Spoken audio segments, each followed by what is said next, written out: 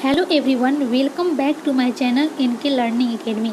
आज मैं आप सबको मॉडल पेपर का क्वेश्चन फिजिक्स सब्सिडियरी के लिए बताने जा रही हूँ। पेपर 1 क्वेश्चन नंबर 1 है the surface tension of all liquids decrease linearly with. Option A है इंक्रीज ऑफ टेम्परेचर, बी है डिक्रीज ऑफ टेम्परेचर, सी है बोथ ए एंड बी और डी नॉन ऑफ दिस। तो इसका राइट आंसर क्या होगा? तो जब सरफेस टेंशन डिक्रीज करता है तब टेम्परेचर इंक्रीज करता है। ये एक दूसरे के इन्वर्सली प्रोपोर्शनल होता है। तो इसका राइट आंसर ए होगा। Question number 2 at the critical temperature the value of surface tension is. Option A है कांस्टेंट, बी है वेरिएबल, सी है 0, डी है नॉन ऑफ दिस। तो इसका राइट आंसर सी होगा 0। क्रिटिकल टेम्परेचर पर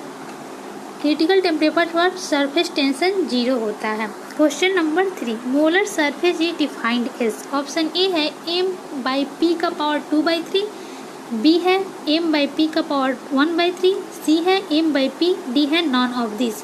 तो इसका राइट आंसर ए होगा m/p का power 2/3। Question number 4 the surface energy in the molar surface is termed as. Option A है सोलर एनर्जी, बी है मोलर एनर्जी और सी है सरफेस एनर्जी, डी है नॉन ऑफ दिस। तो इसका right answer होगा C surface energy. Question number 5 the gravitational wave travels at the speed of. Option A 1,86,000 miles per second, option B 1,84,000 miles per second, C 0, D none of this. तो इसका right answer A होगा 1,86,000 miles per second. Question number 6 the gravity wave is. Option A है visible ripples in space, B है invisible ripples in space, C है both A and B और option D है none. तो इसका right answer होगा इसका ऑप्शन बी होगा invisible ripples in space. Question number 7 the frequencies of gravitational wave are much dash then those of electromagnetic spectrum. Option A lower, B higher, C sometimes lower and sometimes higher, D none. तो इसका right answer A होगा lower. Question number 8 the ripples produced in space time are called. Option A dipole wave, B gravitational wave, C both, D none. तो इसका right answer B होगा gravitational wave. Question number 9 capillary waves are common in nature and are often referred as. Option A gravity wave, B ripple wave, C both, D none. तो इसका right option B होगा ripple wave. Question number 10 a longer wavelength of a fluid surface will result in. Option A है ripple wave, B है gravitational wave, C है both, D है none. तो इसका right answer B होगा gravitational wave.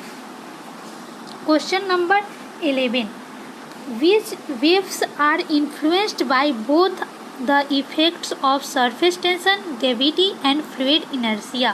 तो इसका राइट आंसर बी होगा gravitational wave. Question number 12 which of the following wave have longer wavelength। Option A है कैपिलरी वेव, बी है ग्रेविटी वेव, सी है बोथ, डी है नॉन। तो इसका राइट आंसर सी होगा capillary wave and gravity wave दोनों होगा both. Question number 13 gravity waves was. Option A है लॉन्गिट्यूडिनल और बी है ट्रांसवर्स और सी है बोथ, डी है नॉन। तो इसका ऑप्शन ए होगा ग्रेविटेशनल वेव।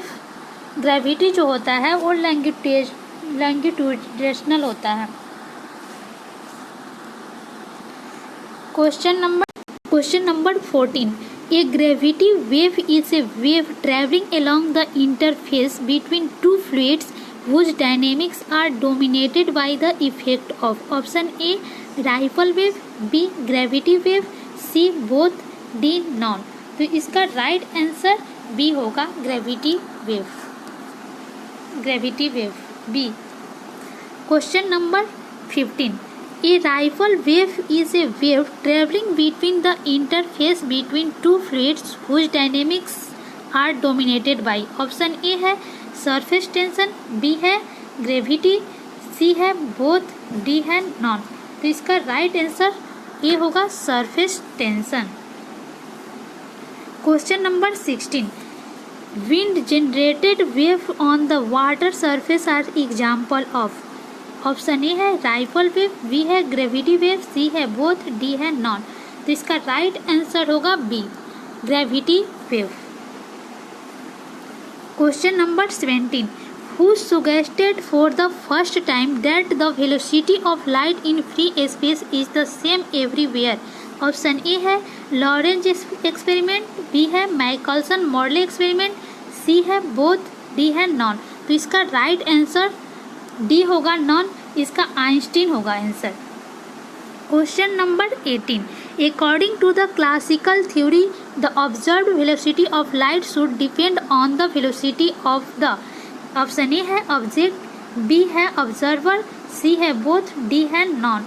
तो इसका राइट आंसर सी होगा, बोथ ऑब्जेक्ट एंड ऑब्जर्वर दोनों होगा।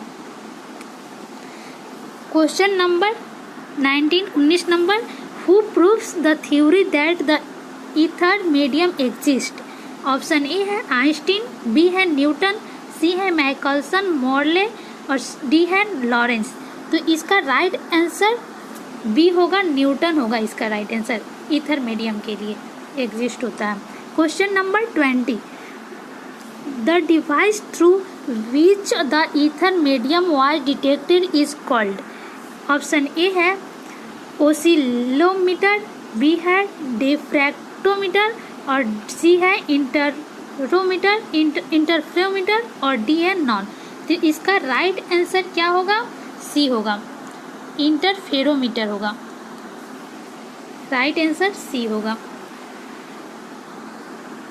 क्वेश्चन नंबर 21 से आगे आपको अगले वीडियो में प्रोवाइड कर दिया जाएगा। आज के लिए बस इतना ही। Thanks for watching this video.